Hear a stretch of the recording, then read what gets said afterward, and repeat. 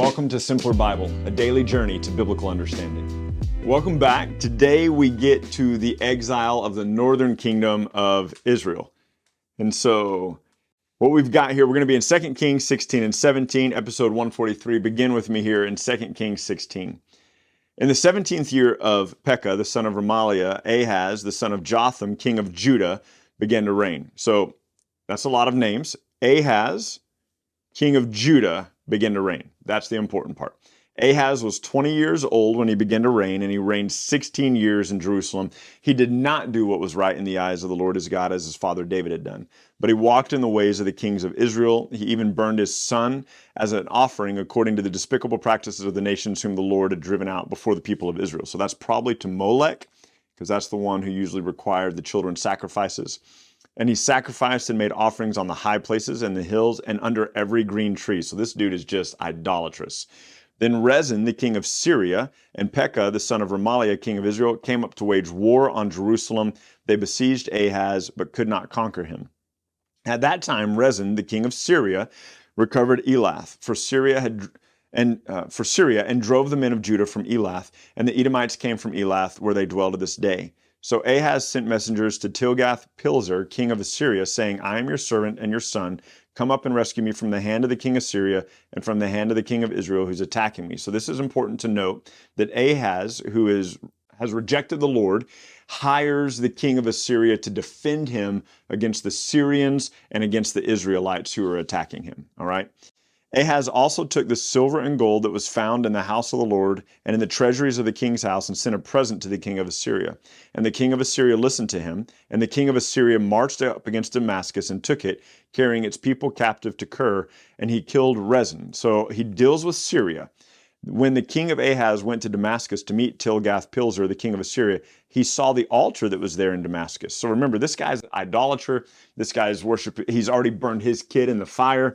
This king of Jerusalem, he's asked Assyria to go and defeat Damascus. When Assyria defeats Damascus, he goes into to Damascus, sees an altar there and goes, oh man, I like the look of that altar. Let's build one of those for home too. Just, this guy is not serving the Lord at all. And King Ahaz sent to Uriah the priest a model of the altar and its pattern, exact in all of its details. And Uriah the priest built the altar in accordance with all that King Ahaz had sent from Damascus. That's also really questionable, right? That the priest is building an altar to a different god. So Uriah the priest made it before King Ahaz arrived back home from Damascus. When the king came from Damascus, the king viewed the altar. The king drew near to the altar and went up on it. And he burnt his burnt offerings and grain offerings and poured his drink offerings and threw the blood of his peace offerings on this altar. The bronze altar that was before the Lord, that's the one in the temple, he removed from the front of the house of the Lord, from the place between his altar and the house of the Lord, and he put it on the north side of his altar. And King Ahaz commanded Uriah the priest, saying, on the great altar, that's his new pagan one, on the great altar burn the morning burnt offerings and the evening grain offerings and the king's burnt offerings and his grain offerings. And he goes, and then throw all the blood of the burnt offerings and all the blood of the sacrifice, but the bronze altar shall be for me to inquire by. So now he wants all the offerings done on the new pagan altar, and he's going to use the altar that was dedicated to the Lord to inquire of demons and idols by, of his false gods. And so like this guy is so wicked. And then notice this, Uriah the priest did all of this as the king commanded. So this priest is not a godly priest. This is not someone who's standing up to the king like we've seen some other priests do, where they tell the king you're in sin or anything like that. Uriah the priest is just like, sure, whatever you want to do, sounds good to me. So King Ahaz cut off the frames of the stands and removed the basins from them. He took down the sea from off the bronze oxen that were under it and put it on a stone pedestal. The sea was something that Solomon built, held, depending on the math and the different figures, held somewhere between 12,000 and 18,000 gallons of water.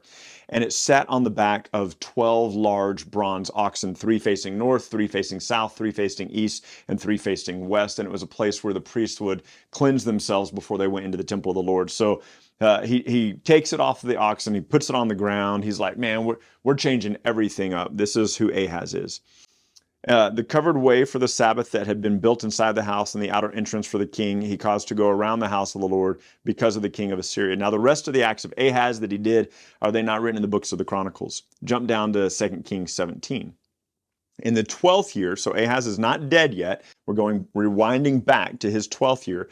In the 12th year of Ahaz, king of Judah, Hoshea, the son of Elah, began to reign in Samaria over Israel, and he reigned 9 years. Hoshea is going to be the last king of the nation of Israel. He's the last king, all right, of the northern kingdom.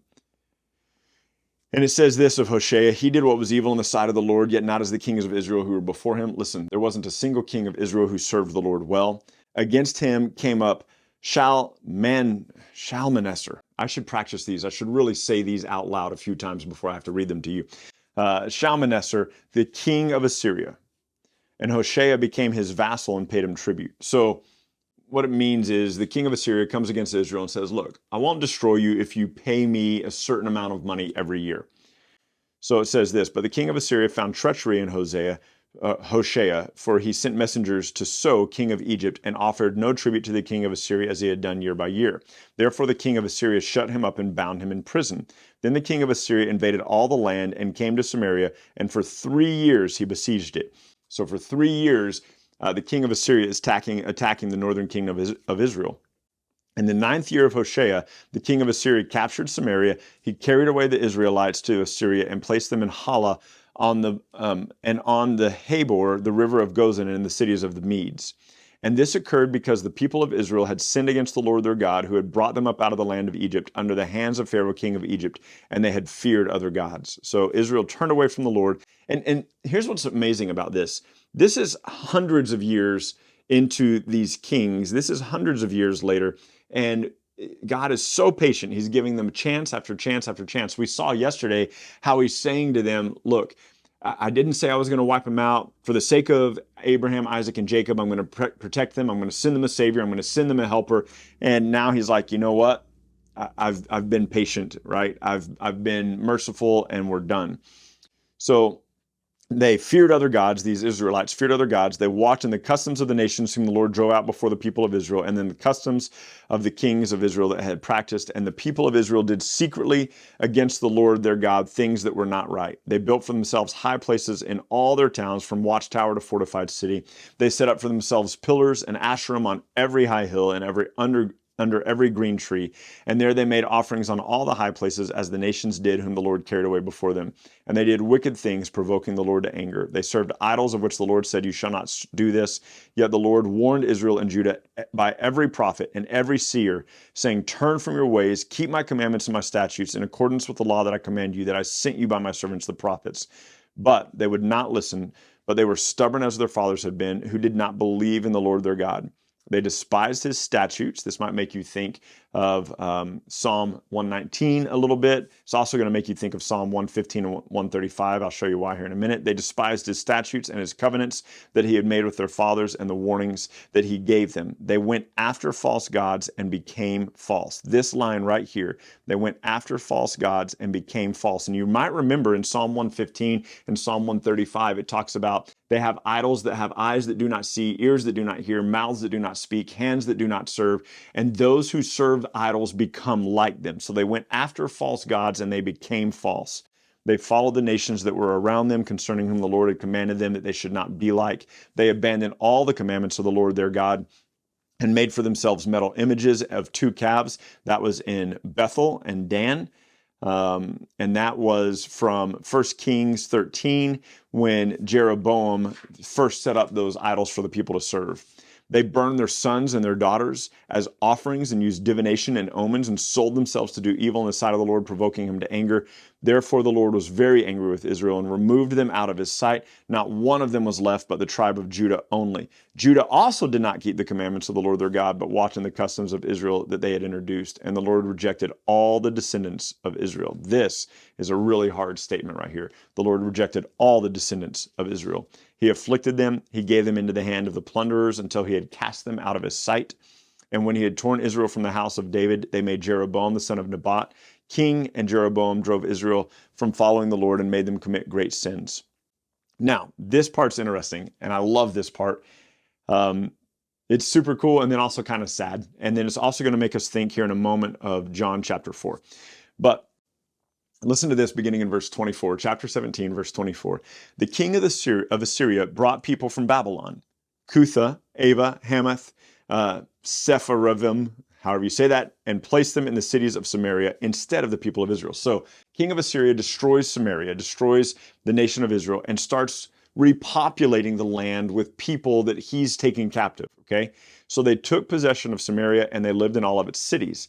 At the beginning of their dwelling there, they did not fear the Lord. Of course not, because these are pagan people. Therefore, the Lord sent lions among them, which killed some of them. So I need you to get this picture.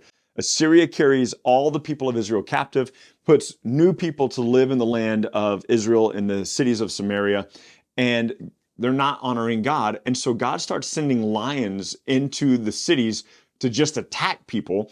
And I really wish that there was more detail on this, because this undoubtedly is an incredible, interesting story, right? So the king of Assyria was told, hey, the nations you've carried away and placed in the cities of Samaria, we don't know the law of the God of this land.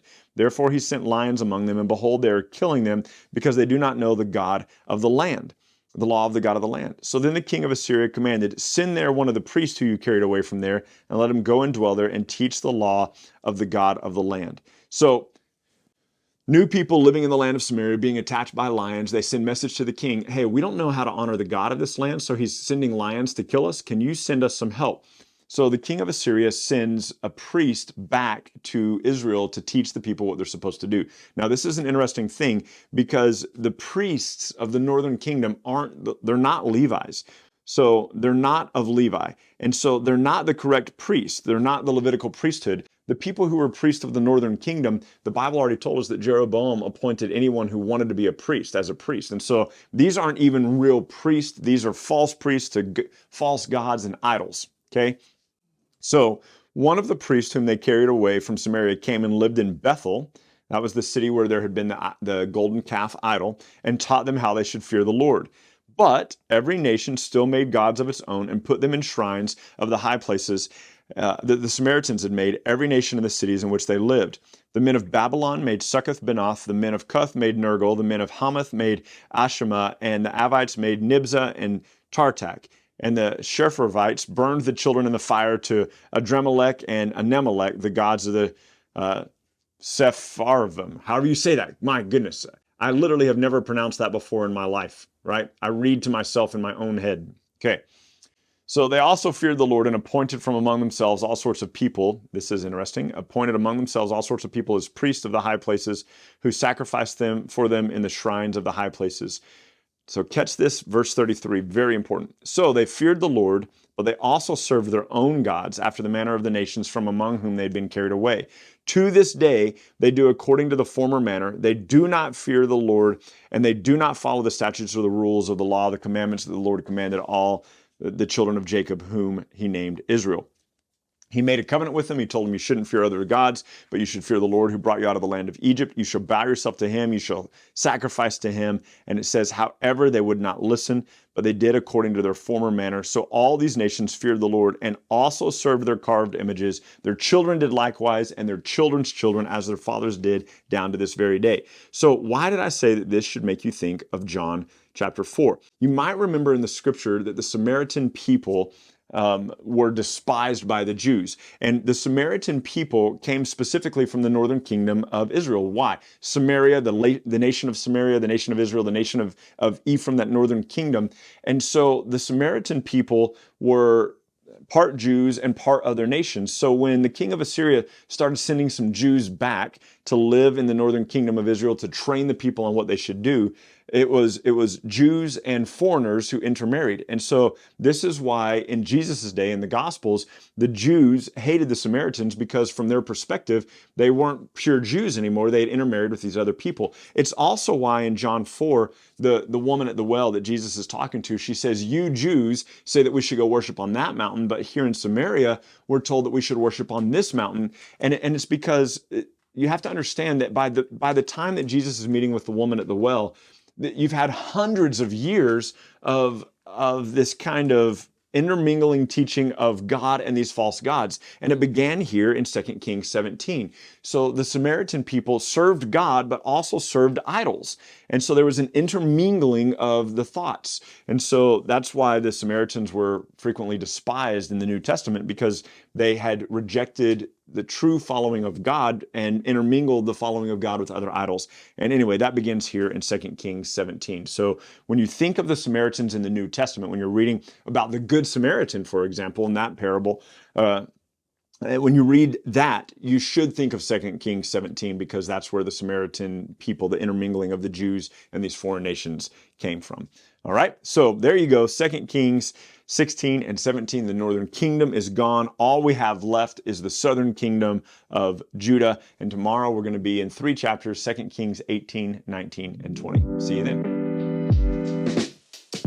Thank you so much for journeying with us today at Simpler Bible. Together, you and I have looked at another passage of Scripture and come to know the Bible a little bit better and enjoy God more fully. This video, along with all of our videos, can be found at simplerbible.com, where you can enjoy our Through the Bible in a Year course. You can also enjoy a wealth of resources, blog posts that take you a little bit deeper into the text, a Bible study format that you can use with your small groups or your family, and we're creating new content all the time, all with the commitment to help us be people who know and enjoy God more fully. Thank you so much for being part of it, and we can't wait to see you next time.